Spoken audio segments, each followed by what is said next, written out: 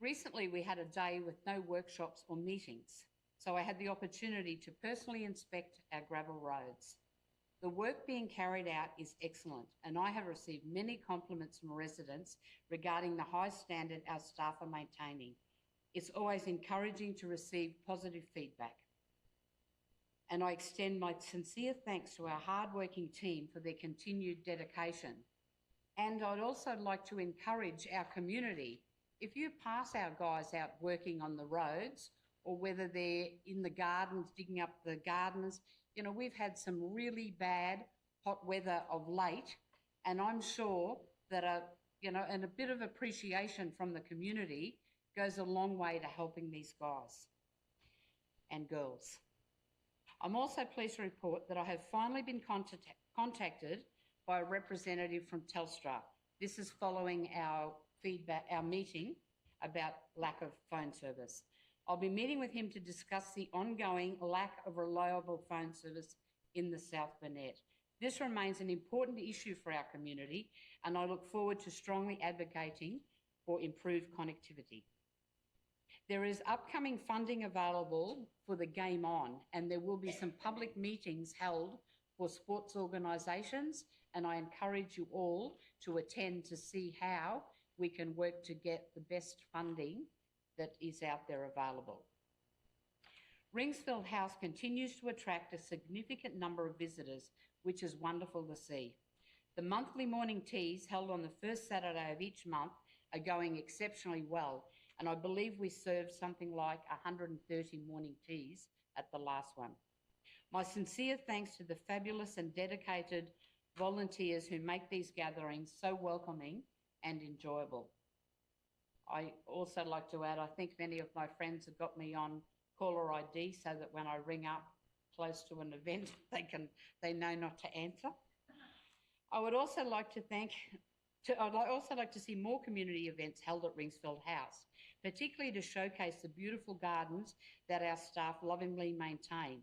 This space is a real asset to our town and deserves to be enjoyed by both residents and visitors. And we will be holding the Back to Nanango Day up there this month, which is always a great day.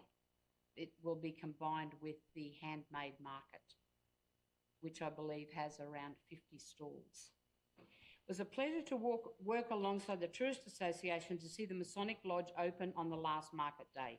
This provides an additional attraction for both visitors and locals. The motor at the Information Centre also operates on the first Saturday of the month and remains a fascinating piece of Nanango's history. That gives three things for people to go and see, as well as our great markets. The members of the Masonic Lodge contributed enormously to our local community over many years, and their final act was to gift the lodge to the Historical Society. It is now owned by the Heritage Community Bank and is cared for by the Tourist Association. So I'd like to also mention that the lodge has a meeting room available at a very modest cost for community groups seeking a venue. I chaired the AGM of the Nanango Theatre Group recently and congratulate both the incoming and outcoming committee members who remain the same. Their ongoing commitment reflects the strength and continuity of this valued organisation, and I was also very pleased to hear that they have secured the final funding to proceed with their extensions. I'm enthusiastic about our Youth Council and look forward to discussing options for the Blue Light Skating Ring in Nanango. This will provide valuable opportunities for young people to engage and connect. Council staff travelled with me to Wattle Camp recently to meet a resident who has raised concerns at his place.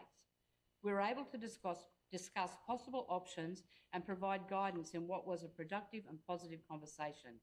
During that visit, we also met with representatives from the Wattle Camp Rural Fire Brigade to discuss issues they are facing.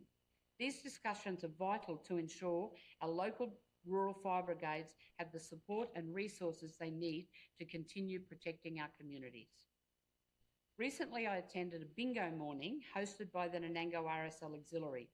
This group does tremendous work supporting veterans and the broader community, and it was wonderful to see their efforts firsthand. I also stopped by the Barefoot Bowlers on Friday night to their social night, which looked great fun with plenty of laughter and good company. There are many organisations in Nanango that provide social opportunities. The Nanango Community Centre, located at the old Scout building, is another wonderful example. The Nanango Rock and Roll Group offer a great place to meet and connect, and they gather at Tara's Hall on Wednesday night. And I'd like to thank everyone who contributes to making Nanango such a vibrant, supportive and active community. I look forward to continuing to work together for the benefit of all residents. Thank you.